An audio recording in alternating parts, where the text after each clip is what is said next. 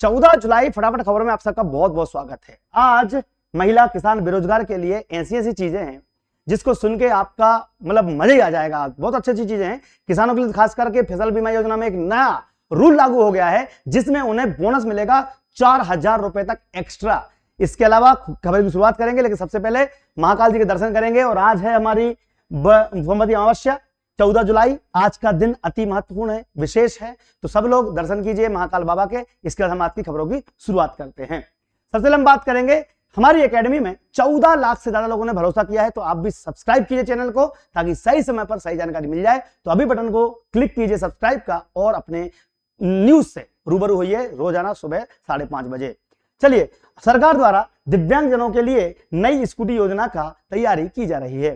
पहले स्कूटी पढ़े लिखे और अच्छे मेधावी छात्रों को मिलती थी, जिसमें 92,000 रुपए या 1,20,000 रुपए उनके खाते में डाले जाते थे। लेकिन अब नई योजना भोपाल की अगर बात करें तो यहां पर मध्य प्रदेश के दिव्यांगजनों के लिए नई स्कूटी योजना शुरू कर दी गई है। इस योजना के तहत दिव्यांग नागरिकों को स्कूटी खरीदने के लिए आर्थिक सहायता प्रदान किया जाएगी ताकि स्वतंत्र रूप से आवागमन कर सकें। इसके लिए कोई पढ़ाई लिखाई की आवश्यकता नहीं है। जो भी दिव्यांगजन रहेंगे उनके लिए स्कूटी दी जाएगी। तो इसके लिए आपको पात्रता क्या रहेंगी, आपकी दिव्यांगजनों को स्कूटी खरीदते समय आर्थिक सहायता मिलेगी, अनुदान देगी सरकार। इसके लिए आधार कार्ड, दिव्यांगता का प्रमाण पत्र, निवास प्रमाण पत्र, आय प्रमाण पत्र, passport size photo, mobile number ले जाएगी। कोई भी इलेक्ट्रॉनिक स्कूटी खरीदोगे तो 50,000 रुपए का फायदा सरकार देगी, अनुदान देगी। सामान्य स्कूटी खरीदोगे तो 30,000 रुपए का फायदा देगी। सरकार चाहती है कि दिव्यांगजनों को स्कूटी दी जाए। तो सामाजिक न्याय और दिव्यांगजन सशक्तिकरण विभाग ने कहा है कि हमारा उद्देश्य दिव्यांगजनों को समाज की मुख्य धारा से जोड़ना, उन्हें आत्मनिर्भर बनाना। यह योजना स्वतंत्र रूप से जीने में मदद करेगी। सही बात है, दिव्यांगजनों को स्कूटी मिल जाएगी तो उनको फायदा ही फायदा है। सोचिए, 50,000 रुपए का अनुदान दिया जा रहा है। इच्छुक दिव्यांगजन सामाजिक न्याय विभाग की आधिकारिक वेबसाइट sjs.mp.gov.in पर जाकर रजिस्ट्रेशन करवाइए और अपना नाम बुकिंग करवाइए, स्लॉट बुकिंग करवाइए।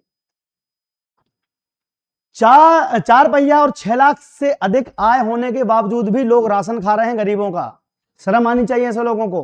गरीबों को उनको हक नहीं मिल रहा है और ये लोग रातू के 155 आधार कार्ड धारकों राशन कार्ड धारकों पे एक्शन होना शुरू हो चुका है। पूरे भारत में धीरे धीरे नए राशन कार्ड बनने भी शुरू होंगे और पुराने राशन कार्डों को अपडेट किया जाएगा, जिससे ऐसे फर्जी लोग पकड़े जाएं जो वास्तव में गरीब नहीं है लेकिन गरीब बनने का ढोंग करते हैं, गरीबों का राशन खाते हैं। तो हमें भी इनकी जो लिस्ट बनेगी, नई लिस्ट अपडेट होगी, तो अगर आपका राशन कार्ड है मान लो तो आप चैनल को सब्सक्राइब कर लीजिए, क्योंकि नई लिस्ट बनने के नए नियम लागू होने वाले हैं। 1 अगस्त से बड़े बदलाव होने वाले हैं, तो आप लोग हमारे साथ जुड़े रहिएगा। ठीक है, चलिए शुरुआत करते हैं आज की वीडियो वाली खबर की। गांधी परिवार और कांग्रेस आज भी जनता को भ्रमित कर रही है। कांग्रेस आज देश भर में लापता हो चुकी है। रस्सी जल गई लेकिन बल नहीं गया। दतिया में शिवराज सिंह चौहान के बाद अब मुख्यमंत्री मोहन यादव और फिर नरोत्तम मिश्रा, सबने बड़े बड़े वादे किए। उन्होंने कहा कि भले कांग्रेस सरकार बोल रही कि हम सरकार बना लेंगे, लेकिन रस्सी जल गई बल नहीं गया। ये बात मुख्यमंत्री जी ने कही है। आपका क्या मानना है, दतिया में कांग्रेस सरकार बनेगी या फिर कांग्रेस जीतेगी या फिर नरोत्तम मिश्रा जी के सहयोगी जीतेंगे? वीडियो देखेगा, इसका देखेंगे अगली बड़ी खबर। आज का ये विजय अभियान सच में हमारी पार्टी के लिए ये चुनाव, नरोत्तम जी ने सही कहा कि ये चुनाव हमारा राजा और रंक का चुनाव, ये बात सही है। कांग्रेस और कांग्रेस की मानसिकता सदैव जमीन पर टिकने वाली होती नहीं। उनकी जमीन उनको मालूम नहीं, लेकिन सारा आसमान खरीदने की बात करते हैं।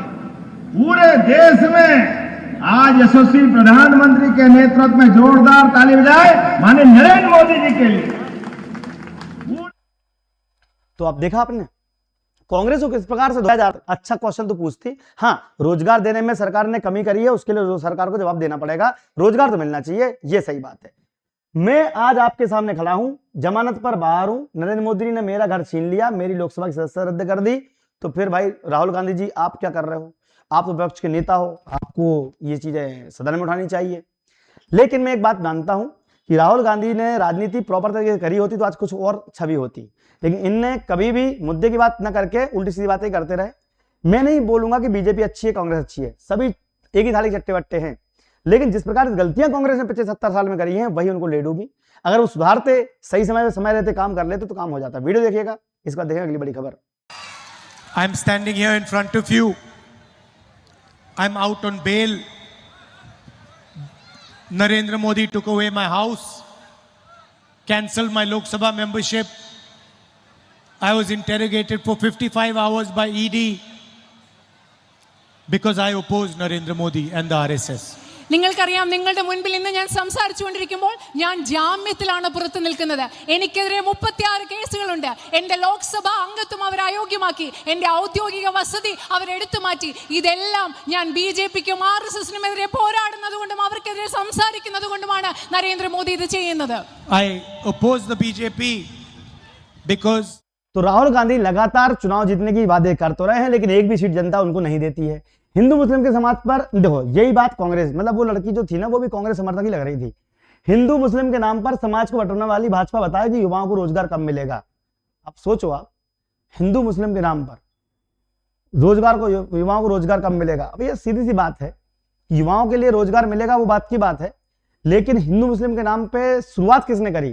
अरे हिंदू मुस्लिम के नाम पे देश बंटवारा किया था तो पूरे मुसलमानों को भेज देते पाकिस्तान. उनको यहाँ रख के तुम क्या कर रहे हो. वीडियो देखो, इसका देखें अगली बड़ी खबर. ये झगड़ा कराते चुनाव में हिंदू मुस्लिम का.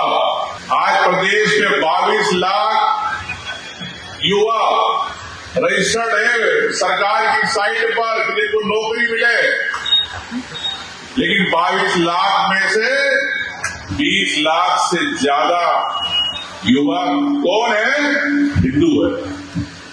उन हिंदुओं को क्यों नहीं नौकरी, उन हिंदू किसानों को क्यों नहीं खाद.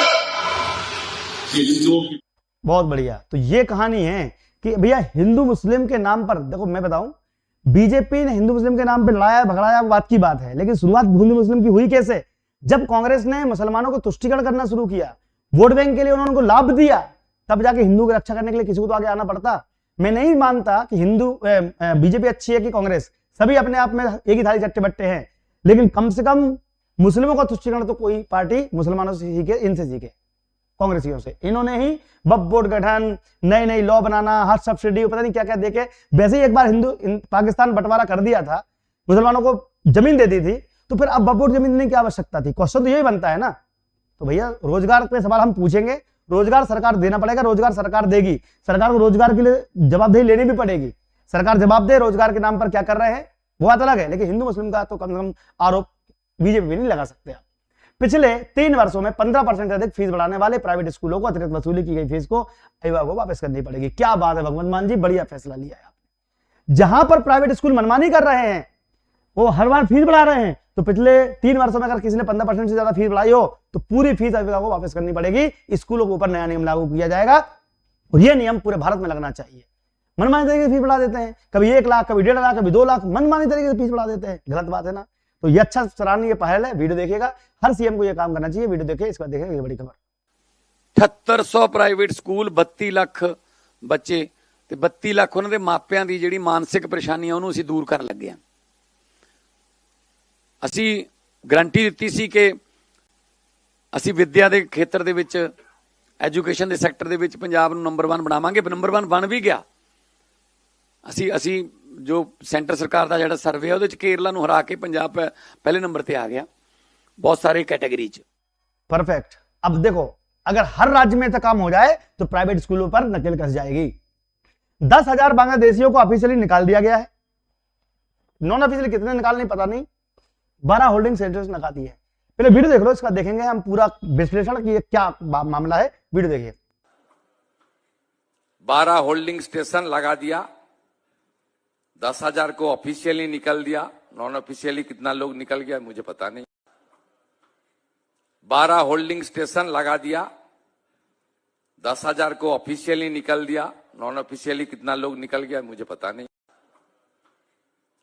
जब ममता सरकार थी तो बांग्लादेश के घुसपैठिए भारत में आ गए, राशन कार्ड बनवा लिया, आधार कार्ड बनवा लिया और हमारे देश के रिसोर्सेज का उपयोग कर रहे थे. शुभेंदु सरकार आते ही देख रहे हो आप, 10,000 तो अभी निकाल दिए, पता नहीं कितने निकालने वाले हैं. ये एक्शन मुझे पसंद आया, इसलिए मैं कह रहा हूं कि भैया हिंदू मुस्लिम की तुष्टिकरण की राजनीति कौन करता है ये समझना चाहिए. हालांकि मैं जवाब तो बीजेपी सरकार से ही मांगूंगा कि रोजगार के लिए प्रयास किए जाए ताकि हमारे युवा बेरोजगारों को लाभ मिल सके. इसीलिए बांग्लादेश में जो हुआ, पश्चिम बंगाल में जो हुआ वो अच्छा हुआ और ऐसा ही होना चाहिए. घुसपैठिए हम क्यों फ्री में कमाएं. पड़ोसी राज्य वाले जो रोहिंग्याओं को बांग्लादेश नहीं रख रहा, हमारे आगे घूम रहे हैं, गलत बात है ना, ये हर राज्य को निकालना चाहिए। हम लोग किसान मजदूरों के बच्चों को पढ़ाने के लिए 600 रुपए में कोर्स लेकर आए हैं। Deepti Singh academy application download कर लीजिएगा। अगर आप लोग कोई बच्चा एमपीपीएससी, पुलिस, पटवारी, अर्थ परीक्षा, पुलिस कांस्टेबल, आबकारी कुछ भी पढ़ना हो उसको, तो आपके लिए ये जो है 600 रुपए में कोर्स दीप्ति सिंह एकेडमी, आज ही डाउनलोड करें एप्लीकेशन दीप्ति सिंह एकेडमी और घर बैठे तैयारी करें। जय हिंद, जय भारत।